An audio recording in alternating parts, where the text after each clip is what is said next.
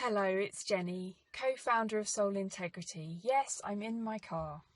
We have an interesting relationship, having travelled many miles together over the years. So this week I'd like to offer my perspective on how we might navigate where and with whom we place our trust, in what circumstances and for what reason. If we're placing our trust in something, whether believing in a theory or concept, or allowing an outcome to unfold or taking the advice of a person, there can be many levels of evidence that we've collected, both consciously and subconsciously, that influences that choice and action. To trust can be a matter of faith when we really don't know what to do, or are asking for guidance in a seemingly impossible situation. There are always times when in hindsight we can look back and kick ourselves for not seeing the potential of a decision based on trusting in something or someone, even when trust was held in good faith. But actually, did we on some level need to experience the outcome of that decision to learn or realise something? That has certainly been my experience on many occasions. Valuable insights. What about you? We can also be giving our power away when we trust something. When we could more consciously make a choice, that would feel better. But it might mean taking risks, holding self-responsibility more firmly, or maybe going against the grain to make that choice.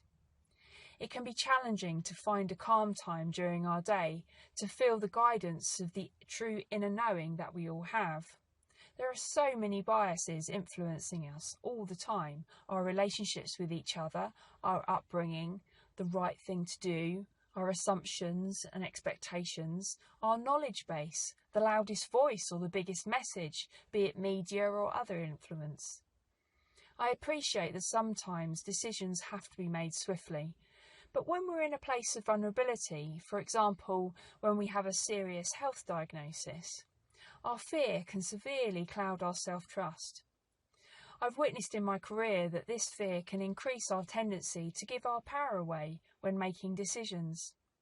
Sometimes it's very necessary to place our trust in something, but we can also be influenced by the emotion or the most common action in the situation. So what is our inner self saying about this situation? We can ask ourselves. If we can listen, we can make sure that we are placing our trust in the path ahead that is truly what we want. So when we're having quiet time, maybe gardening or walking or driving, take a circumstance that's perplexing you, a choice you have to make, and consider what biases could be impacting your perception. Think of a particular scenario and feel what happens in your gut and your heart, and then switch scenarios to the opposing view and feel it out. We could take an objective stance and ask, does this make sense? And we can question what knowledge base we're making that assumption on. Do we need to explore a wider perspective to check it out from more angles? When I'm supporting someone in a health mentoring relationship, I've great respect for the vulnerability and courage of asking for support. I'm in a place of immense trust, as I appreciate that the most important keys to unlocking challenges are often held within us in difficult places. So together, we're always focusing on finding the unique next step from the place of inner self-trust that we cultivate together. True strength is felt from that place.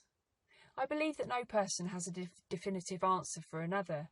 However, we can certainly learn so much from each other, as we all have unique perspectives on everything. But it can be overwhelming. We just have to maintain our own identity within it all. Most importantly, finding a way to quieten the noise and sense our own self inside. If we're able to trust our own inner guidance and act from that place, the experience of trusting each other has the potential to be more balanced in the first place.